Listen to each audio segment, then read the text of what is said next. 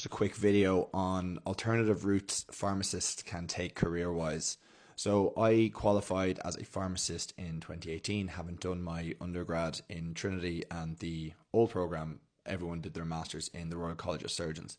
So it's super common for pharmacy graduates to come out and go directly into community pharmacy, whether that's taking relief roles or going straight into locuming, because the salaries tend to be higher in the beginning than going into industry and going into hospital. Now, I wasn't sure if I wanted to stick with the community because I suppose I just was quite interested by the industry aspect of things when I was in university. But about a year and a half into me being qualified, we hit the pandemic. So it was just a no-brainer to stay involved in community so I could help people, but also it would have been just super difficult to find a new job in such a stressful and difficult period around the world. This is what led me to eventually think, okay, I will give the industry thing another go. So I was looking for masters. Again, couldn't really leave Ireland, super strict COVID regulations, but I found one master's amongst a bunch of other good ones that particularly stood out to me. And this was the Masters of International Healthcare Management, Economics and Policy that was run by Bocconi in Milan. So why did I pick it? Well, I guess I wanted to get out of Ireland just because, we'd been landlocked for so long with the pandemic.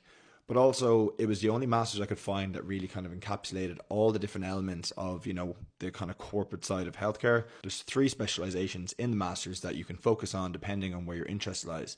So the first one is healthcare management.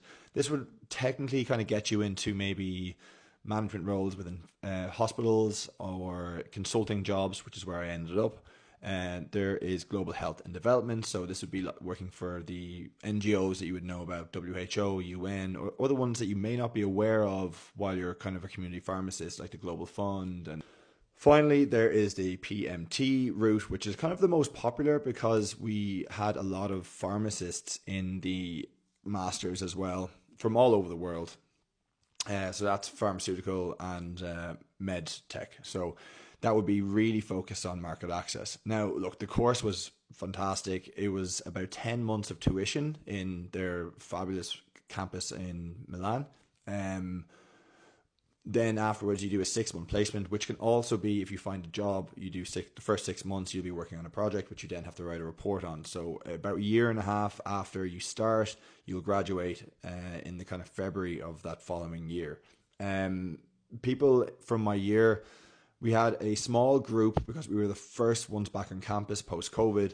So we had 20 people, but we had 11 or 12 different nationalities and genuinely just made some really, really good friends from all over the world who I'm still in touch with, and we still see each other as much as we can. And they pursued some really interesting careers, particularly my friends who got into market access. They really have done well for themselves straight off the bat.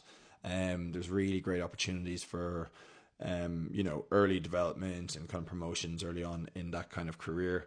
Beyond that, myself, I initially went in with the aspirations of working in global health and development, again, to work in the NGO space because I was vaccinating over COVID, and I just realized that there was great inequalities in terms of who could access the vaccines in, high income countries to low and middle income countries. So I was working for an NGO that focused on people with rare diseases in low and middle income countries, which is obviously a super challenging area to be in.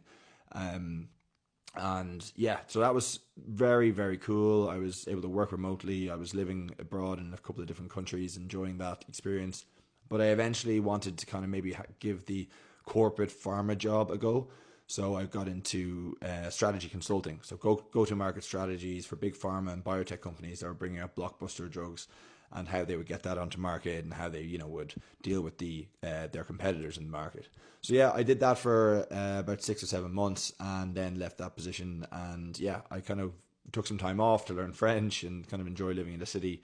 And now I've been back in community pharmacy and making TikTok videos about it. So yeah, I'm not so sure where my career will go next, but yeah, that's just a little insight into what I did and the alternative routes you can take as a pharmacist.